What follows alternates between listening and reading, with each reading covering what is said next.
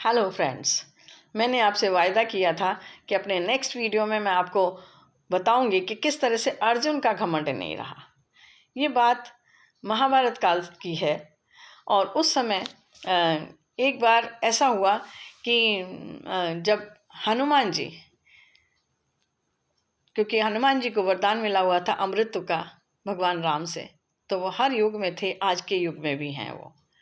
और अगर आप महसूस करके देखें तो आपको हनुमान जी के ज़रूर एहसास होगा कि हनुमान जी आपके पास हैं, हम मदद करने के लिए तैयार हैं। आप 2 लाइन गाइए हनुमान चालीसा की और देखिए हनुमान जी आपकी मदद करते हैं कि नहीं।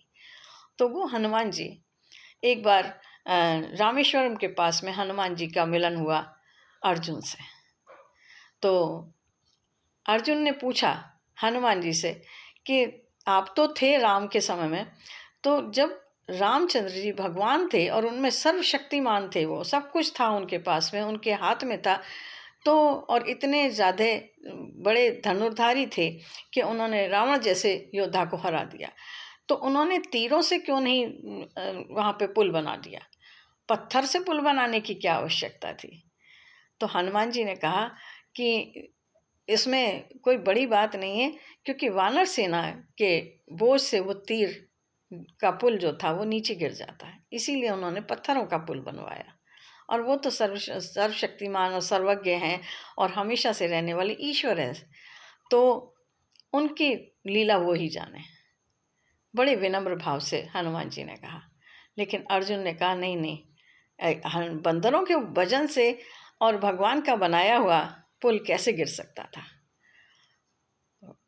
हनुमान जी ने कहा कि नहीं, ऐसा ही हमें समझ में आया, इसी तरह की बात थी कुछ, इसीलिए उन्होंने पत्थरों का बनाया। तो अंत में ये शर्त तय हुई कि अर्जुन ने कहा मैं पुल बनाता हूँ तीरों का, अगर वो तीरों का पुल आप उस पे से निकलना, और अगर तीरों का पुल आपके वज़न से गिर जाता है तो मैं हार मान लूँगा और अग्नि में प्रवेश कर जाऊँगा।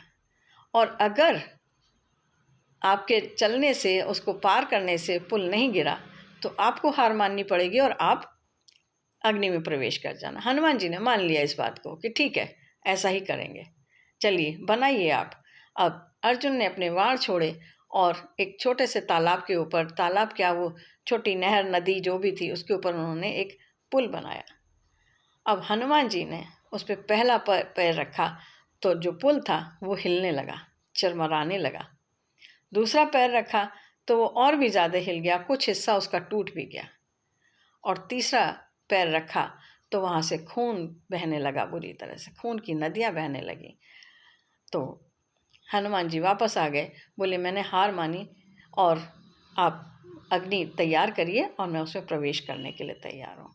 उसी समय कृष्ण जी प्रकट हुए और उन्होंने कहा कि रुकिए हनुमान, ऐसा हुआ कि मैं जब ये पुल हिलने लगा, और क्योंकि अर्जुन को मैं अपना मानता हूँ, पार्थ को मैं अपना मानता हूँ और इसकी मदद के लिए हमेशा मैं तैयार हूँ, तो इसका कहीं सम्मान ना जाए, इसलिए मैं कछुए का रूप बनाकर उस पुल के नीचे बैठ गया था। और जब तीसरा पैर आपने रखा तो वो और जब वो पुल हिल रहा था तो मैं ही हिल रहा था। जब तीसरा पैर आपने रखा तो वो तीर मेरे बदन में चुभ गए और खून निकलने लगा। हनुमान ने कृष्ण जी के पैर पकड़ लिए कि भगवान, आपने मेरी वजह से इतना कष्ट उठाया, ये तो बहुत ही ज़्यादा अति हो गई, और मैं अब इसका कैसे भरपाई कर पाऊँगा, मैं कैसे इससे उद्धार पाऊँगा आपके इस उपकार से। तो हनुमान जी ने जब ये बात कही तो भगवान कृष्ण बोले कि नहीं, आप कर सकते हो, इस बात के लिए आपको एक वरदान है, और वो वरदान है कि आप अमृत का आप हमेशा रहोगे। तो इसलिए जब अर्जुन का युद्ध होगा, जब कौरव पांडवों का युद्ध होगा, तो आप अर्जुन के रथ की ध्वजा पर विराज जाना, जिससे अर्जुन की रक्षा होगी और आप इस ऋण से उऋण हो जाओगे। तो जब महाभारत का युद्ध हुआ तो हनुमान जी अर्जुन की ध्वजा पर विराज गए और युद्ध होने लगा। अंत में युद्ध खत्म हुआ, जब पांडवों की विजय हुई तो शरशैया पे भीष्म पितामह पड़े हुए थे, लेटे हुए थे, उन्हें प्यास लगी, उन्होंने पानी पानी मांगा। तो जब लड़ाई चली रही थी, युद्ध हो ही रहा था, तो उन्होंने पानी पानी मांगा। तो दुर्योधन भाग करके गया कि पितामह शाम के समय है, संध्या समय में युद्ध बंद हो जाया करते थे उस समय। तो उन्होंने कहा कि मैं पानी लाता हूँ, और भाग के गए, स्वर्ण कलश में वो पानी लेकर के आए।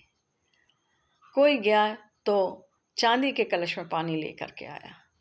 भीष्म पितामह ने कहा मुझे नहीं चाहिए, मुझे तो पार्थ ही पानी पिलाए तब मैं पानी पीऊँगा।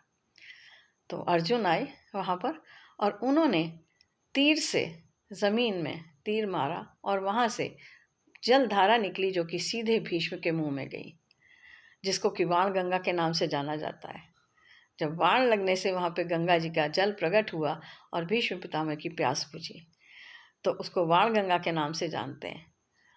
तो एक बार फिर दुर्योधन का घमंड नाश गया, क्योंकि दुर्योधन को लगा कि मैं स्वर्ण कलश में पानी दूंगा तो भीष्म की प्यास बुझ जाएगी, लेकिन उसको उन्होंने वहाँ पर उसके घमंड को तोड़ा। फिर उसके बाद में धीरे धीरे करके दिन बीतते चले गए, और जो कुरुक्षेत्र के मैदान में महाभारत की लड़ाई हो रही थी, युद्ध हो रहा था कौरव और पांडवों के बीच में, उसका अंतिम दिन आया।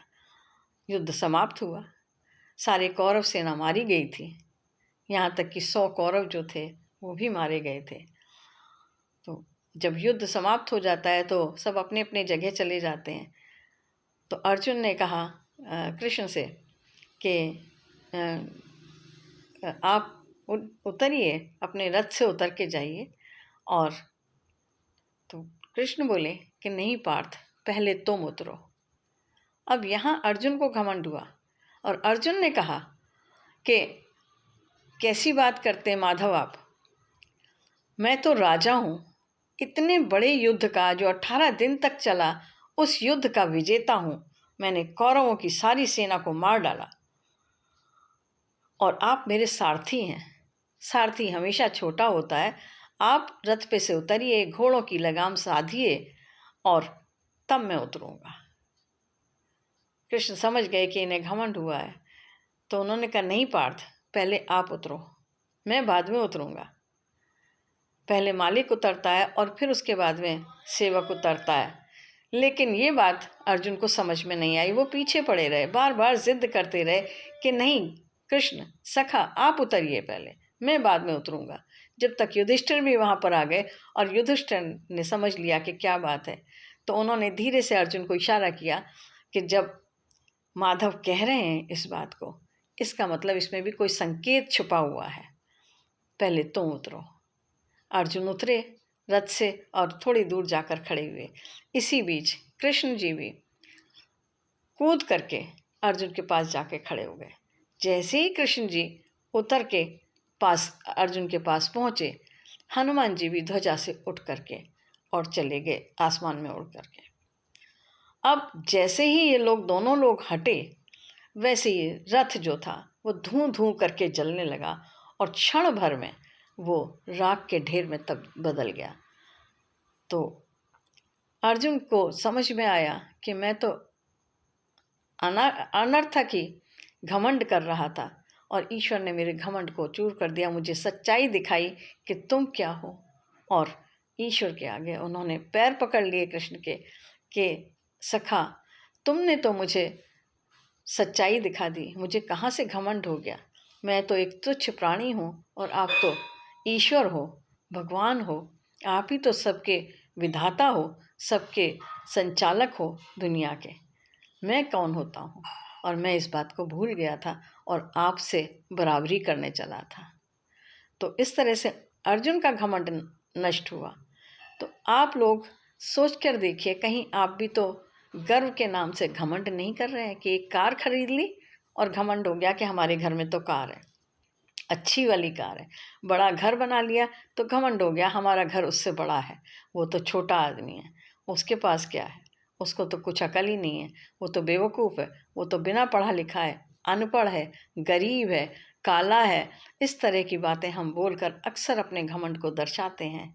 उसको बंद करना है हमें, और ईश्वर का धन्यवाद देना है इस जीवन को जो उसने हमें दिया है, और सबके साथ में प्रेम का व्यवहार करना है, विनम्र बनना है।